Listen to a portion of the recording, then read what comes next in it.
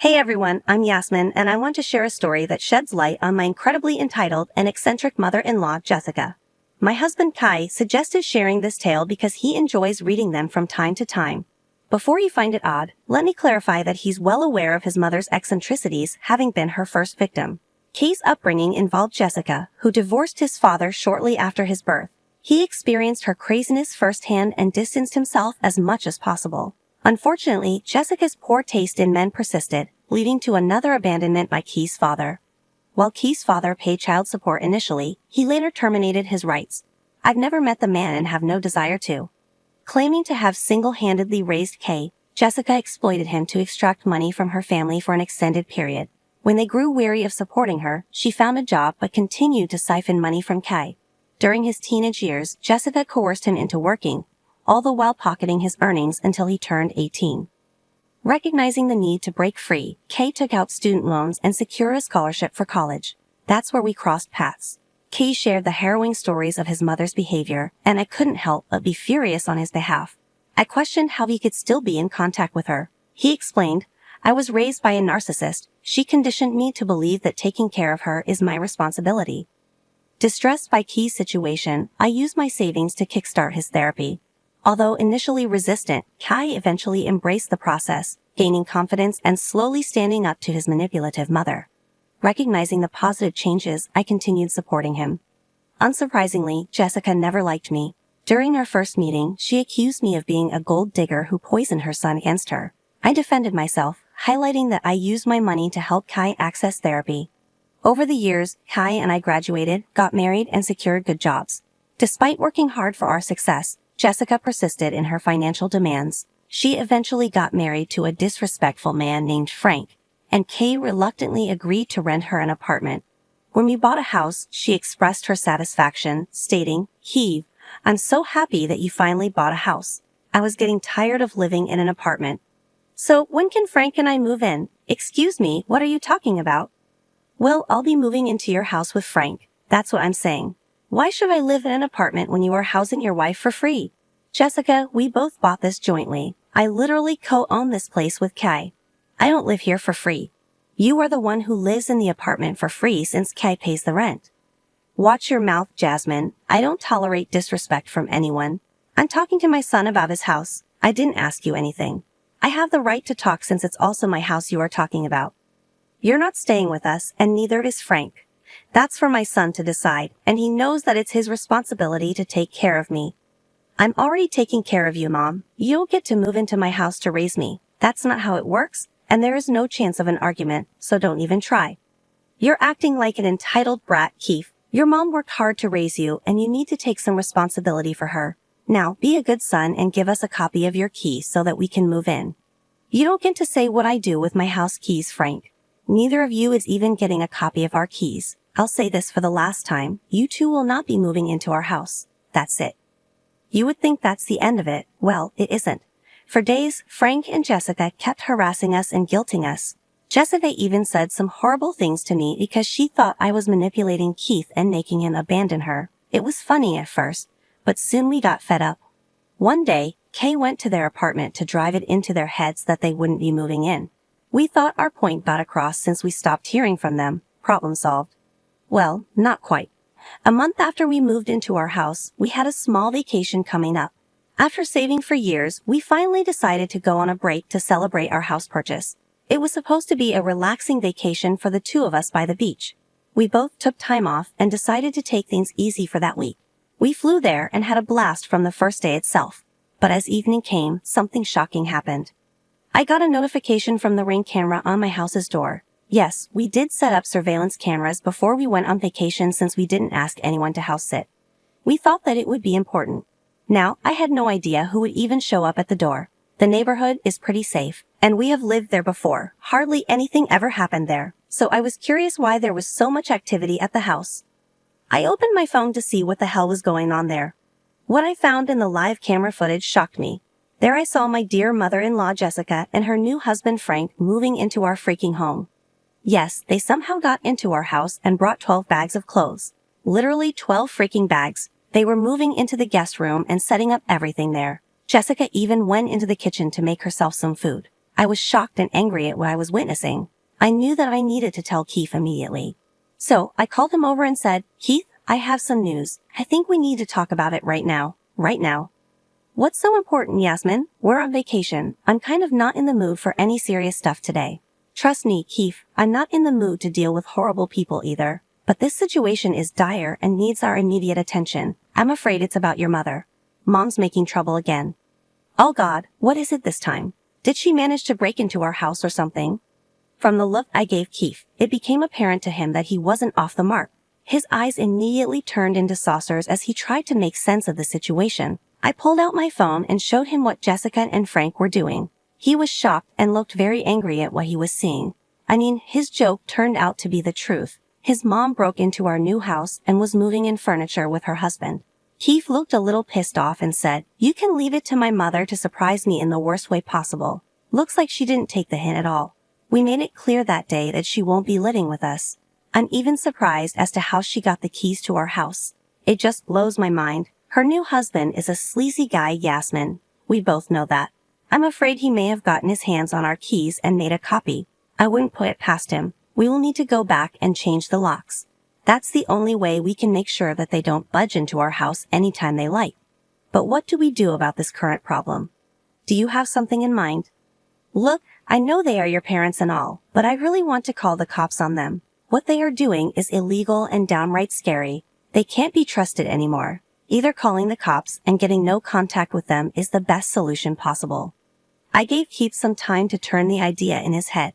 I could see that he was thinking hard and had grim lines on his forehead, but it didn't take too long for him to come back with a response, and his response was way better than I imagined. He said, "You know what, Yasmin? Let's do it." "What? Are you sure about that? There'll be no going back once we do this, and the cops will drag your mom and Frank to the streets with all their things." "I know that, Yasmin. I've given them enough chances to improve themselves. They just betrayed my trust every time. I have to stop somewhere. There has to be some consequences. What they did today is not only a breach of our privacy but also illegal. I think it's time they realize they can't do whatever they want. Would you go no contact with them as well?" Of course, my reluctance to do that has already created a lot of problems. I should have done this a long time ago. I'm freaking stupid and thought Mom would grow some sense after I got married. Since that's not happening, I'm going to distance myself from them. It's the only way, and I am actually feeling good about it. Okay then, if you're on board with it, let's proceed with that plan. But first, let's call your mom and give her a warning. Just a final chance to make this right. I don't have any hope, but we can get evidence that we didn't allow her in our house. Keith agreed with the plan and called his mother. She didn't pick up the first time through the security cameras. I could see that she was visibly annoyed and went to Frank. They discussed something before answering the call.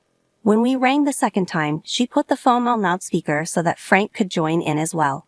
She said, "Hey Keith, how are you doing? Is the vacation going fine? You need to tell me what's going on over there." "I don't know what you're talking about. Everything is just breezy here. Nothing to worry about really." "Jessica, you and Frank breaking into our house is nothing to worry about."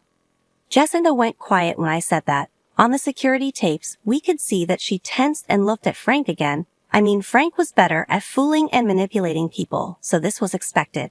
Jessica wanted her new husband to come up with some plan. "What are you even talking about, Yasmin? Kay, your wife has gone crazy. You need to shut her up." "Don't talk to my wife like that. We know what you two are up to. With cameras in the house, both inside and out, there's no point in lying to us. We can see you on our phones right now." "Wait, what? How dare you spy on us, Keith? This is unacceptable. What about our privacy? You should have been more thoughtful." It was ironic how Jessica was offended by the fact that we could see their activities on our screen. She talks about respecting people's privacy when she broke into someone's house and made it her own. I didn't know if Jessica was trying to deflect or if she was genuinely offended. I have a good guess that it's a little bit of both.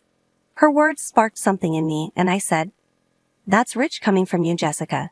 You are the one who broke into our private home when we clearly told you that you are not allowed in." "I don't care what you say, Yasmin. It's my son's house too, so I have the right to be here. I'm his mother and should be staying with him." "I already said no to that, Mom. Just because you're my mother doesn't mean you will go wherever I go. You already have an apartment that I pay for. Who wants to live in that tiny apartment when you have brought such a big house?" "You're turning into such a selfish man after getting married, Keith. This is unacceptable. You can't expect your own mother to live in an apartment while you enjoy a whole house with your wife. That decision is not up to you, Mom. You shouldn't have just packed up your stuff and moved into the house. How did you even get the keys? Both me and Kay were troubled by this question and needed answers immediately. Also, we needed them to confess to their wrongs so that we could use that to report them to the police. And our hunch was right. Frank said, "Well, since you decided to be a brat and ignore your mother, I went and made a copy of your keys." "Who the hell told you to touch my keys? I didn't give you permission to do that." "I don't need your permission, Kai. I'm your stepdad. I have the authority to do what I think is right. You don't get to question me." "I don't care who you are to me, Frank. I'm a grown-ass man and don't need a parent. What you did was forgery, and both are offenses under the law." "Kai, how dare you talk to Frank like that? He only did this because he knew I was sad. A mother should have the keys to her son's house for emergencies and all, you know? For emergencies and breaking in whenever you want? You're insane, Jessica. You need to get off our property with all your stuff within an hour. If you don't, we will call the cops." That made Jessica and Frank look frightened. They visibly panicked and whispered something amongst themselves. Their panic was clear on their faces, and we could see that through the cameras. In the end, they said, "Don't threaten us, woman. This is not your house. This is my son's house. Only he gets to make those decisions. This house belongs to both Yasmin and me, and we both want you to get out before I'm forced to call the cops." "Trust me, Mom, that will be ugly." "What an ungrateful brat you are, Kate. How can you threaten to kick out your mom?" "She was given a warning and didn't listen. Now both of you will be facing consequences. You have exactly 1 hour to vacate my house before I call the cops. Remember that I have you on surveillance and I will know what you are doing." Frank and Jessica started to yell at us when we hung up. We didn't want to go into an argument with them anymore. Their entitled brains were not meant to participate in conversations or healthy discussions. They didn't care about anything but themselves. We gave them 1 hour while we put all the proof into a folder. Through the cameras, we could see that they were having a discussion but didn't budge. Instead, Jessica started to unpack her bags. That made us both angry as hell. As the hour passed, we called the police with all the evidence we had. Thankfully, they took us seriously and went to our house. We saw the whole fiasco unfold in front of our house. The cops went there and knocked at the door. Jessica and Frank opened the door and immediately faked being confused. After the officers told them everything, they called us and sang a different tune. They said, "Kay, why was there a need to call the cops? We just want to live with our son. Why are you making things so difficult? Tell the cops that this was all a misunderstanding." "I don't want you living with me, Mom. I said that 100 times now. Stop being so freaking entitled. Leave before the cops arrest you and we are forced to press charges." "Kay, don't do this. Please look, we have nowhere to go. You need to let us stay here. Just tell the cops to leave. We will have a calm discussion about this once you come back." "Absolutely not, Mom. You need to back up and go to your apartment. I want my house empty today and right now, Keith. Actually, we can't go back to the apartment. I canceled the lease and sold my furniture. We really have nowhere to go. I thought that she wouldn't mind living with us, so I canceled the lease myself." The audacity of this woman shocked me to the core. She canceled her lease because she thought she could force us to house her. She was freaking insane. Keith was boiling with rage and ready to scream at her sorry ass. He said, "You went behind my back and canceled your lease? What the freaking hell, Mom? You know what? That's not my problem. I don't care where you go. You need to vacate my house." No, Keith. Please listen to me. I've nowhere to go. Don't kick us out. I'm your mother. Do you want your mother to be homeless?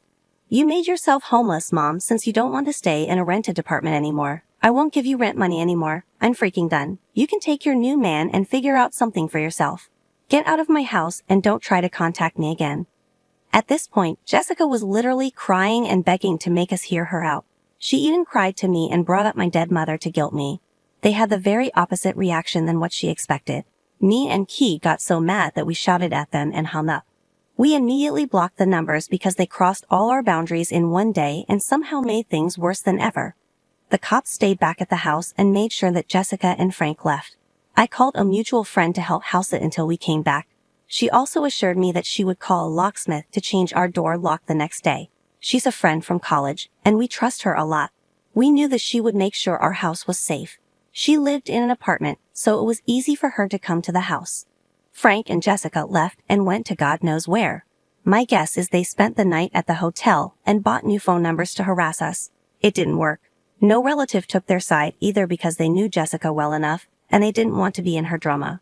Also, they told her in no uncertain terms that they wouldn't house or help her out in any way. That made Jessica focus her attention back on us. For the rest of our vacation, we kept our phones switched off. We opened our phones once daily to check for emergencies, and that's it. We also only called our friend to make sure everything was all right. Yes, Jessica and Frank did show up again and tried to get in.